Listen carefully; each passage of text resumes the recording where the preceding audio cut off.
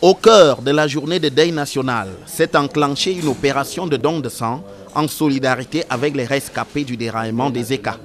Près de 200 personnes ont fait le déplacement de l'hôpital central de Yaoundé.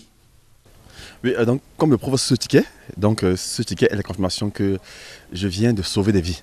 Et il est important pour ceux qui me regardent de laisser les débats de quartier, de laisser le Congo-Ça du quartier pour d'abord venir sauver les vies.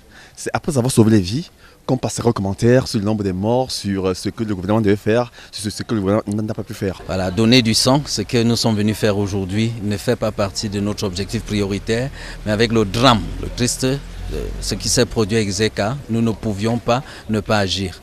Donc nous avons pensé nécessaire de nous mobiliser et de travailler à mobiliser le plus grand nombre de Camerounais et des chrétiens en particulier à venir à la banque de sang de l'hôpital central de Yaoundé et de l'hôpital à Kintinia pour donner du sang. Le staff médical de l'hôpital central assure que l'opération se déroule sans encombre. À la suite de l'accident, on voit bien que les gens viennent massivement donner leur sang. C'est une très très bonne chose. Ça nous encourage. C'est que la logistique pour accompagner cette opération est plutôt bien huilée.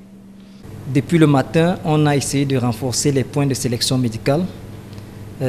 Habituellement, on a un médecin qui s'occupe de la sélection médicale. Aujourd'hui, on en a 4 points. Il faut dire l'affluence depuis pratiquement 7 heures. On est à 200 personnes. Ça a facilité cet apport des différents médecins a facilité les sélections médicales.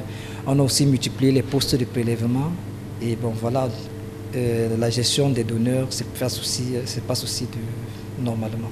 Quant à la sécurité, les protocoles sur cette opération sont exempts de tout risque.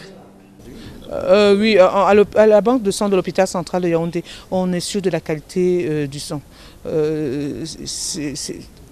La première chose, c'est la qualité. Donc, on est dans la logique de la sécurité transfusionnelle. Et évidemment, la sécurité transfusionnelle implique la qualité des tests qui sont faits, évidemment, donc la qualité du sang. Néanmoins, quelques recommandations sont à prendre en compte par les donneurs de sang.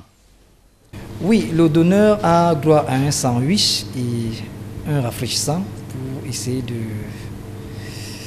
prendre un peu d'énergie. C'est jamais assez, mais c'est déjà quelque chose. Disons, il n'y a pas de risque lorsque le donneur il a bien mangé le matin, lorsqu'il obéit, il remplit toutes les conditions de la sélection médicale, il n'y a vraiment pas de risque majeur. Cette opération se poursuivra le plus longtemps possible pour venir en aide aux accidentés du déraillement des ECA.